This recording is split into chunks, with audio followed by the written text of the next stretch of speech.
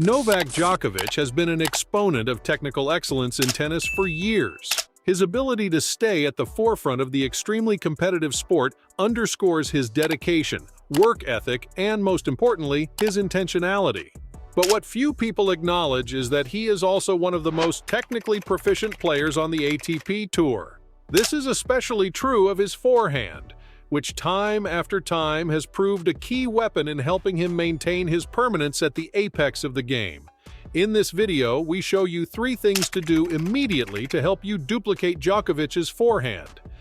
His forehand is one area of Djokovic's game that he has worked hard to improve. Nonetheless, Djokovic's forehand was always very high quality even in his early career. But because his backhand was so strong, his forehand was sometimes wrongly considered to be a weaker shot in comparison. Not anymore. Who better to learn outstanding forehand technique from than the most dominant player in today's men's game? Novak's technique in the early days was to keep his elbow close to his body, which allowed him to hit a relatively flat forehand. This sits in stark contrast to his chosen style in 2023. Today, Novak Djokovic's forehand is a fearsome weapon that he deploys with versatility, power, and topspin. But precisely how has this shot turned into a match, tournament, and title-winning shot for the Serb? Want to play like Djokovic? Thought so.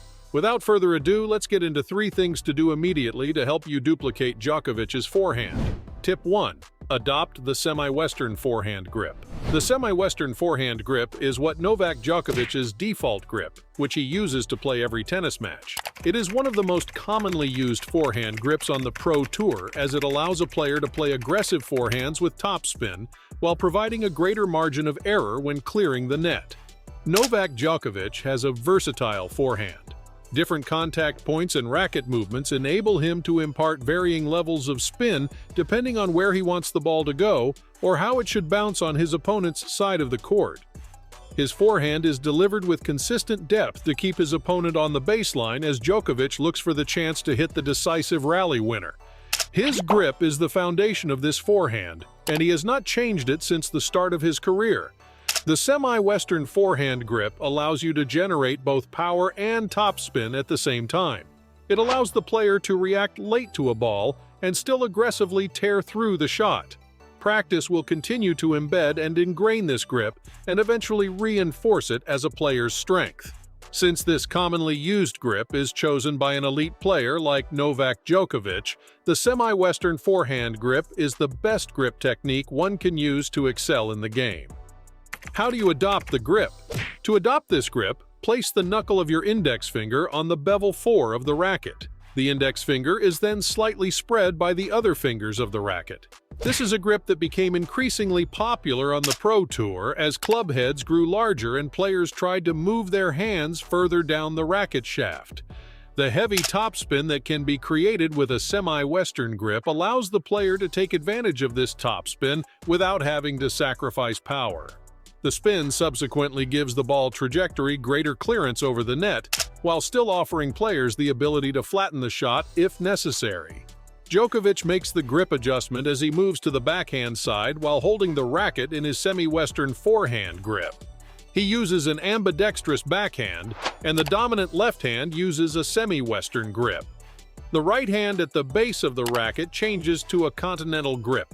With this method, Djokovic unleashes one of the best topspin backhand drives on the Pro Tour. Tip 2. Get into the right position. Like all top professionals, Novak Djokovic has excellent footwork which allows him to arrive in the best possible position to return his opponent's shot. His split step before moving toward the ball is relatively very wide. It is sometimes wider than his shoulder length. For Djokovic, maintaining a low center of gravity helps to make his movements more fluid on both sides. Skiing in the mountains as a youngster may have been highly formative in helping to ingrain this muscle memory. During this split step, he holds his left hand lightly on the throat of the racket before going into his back swing while adopting a semi-open stance. This stance supports his balance and allows him to produce a fast club head speed. Only when his hands are above shoulder height does Djokovic then release his left hand from the racket's neck. Holding both hands on the racket this late helps Djokovic to perfect a unit turn. The whole of this shoulder and hip rotation acts like a spiral that allows Djokovic to unleash more power during his swing and therefore more power during the contact point of his forehand. It's this rotational approach that helps to build racket speed. While he swings the racket backward, Djokovic's semi-western grip makes the closed racket surface face the ground. But just before Djokovic starts his downward swing, he turns or supinates his wrist so that the face of his racket now points directly to the back wall of the court in a vertical position. At this point, about 90% of his weight is placed on his right leg before transferring it to the left leg, as he pushes forward and up through his legs while completing the forehand. Tip 3. Learn the forward swing and contact. Again, as Djokovic begins his downward swing with his semi-western grip, the surface of his racket remains closed, pointing to the ground. His elbow stays away from the body, which helps him to stay relaxed and generate power during the shot. The swing guides the racket below the trajectory of the ball. To impart topspin, the swing is low to high and grazes the ball on contact. The Djokovic swing is not particularly steep, but rather it is almost flat at the point of contact. This helps him to hit the ball with topspin while still driving the ball across the field to his opponent. As Djokovic unwinds from the movement, his shoulders and hips turn and end right as he hits the ball. His forearm and wrist have also turned completely, while the head remains still and the eyes are completely focused on the ball. With his semi-western grip, Djokovic now hits the ball a little further in front of his body than before to hit big while still allowing him to smooth the ball and stay in control of the shot. Due to the earlier contact with the ball, Djokovic can be more aggressive in his shooting. This earlier contact enables him to dominate his opponent and be more clinical during rallies. Keep in mind that it is always such small adjustments and attention to detail that can make such a big difference at this level of the game. At the end of the swing, he then also takes the racket head higher back, making sure he takes full advantage of the rotation of his hips and shoulders to create the force on his forehand side. As mentioned earlier, Djokovic's forehand has become very versatile, and the follow-through highlights that fact. Djokovic pulls his racket up and across his body toward his shoulder after the contact with the ball. This elevation of the racket from its low to its high swing imparts strong topspin to the ball. However, the racket does not always end at the same position. During a match, Djokovic uses 3 different types of follow-throughs and mixes them all up in subtle and nuanced ways which remain unnoticed to even seasoned professionals. He mixes up his shots perhaps more than most other pros on the tour. This can sometimes make his forehand look quite spectacular.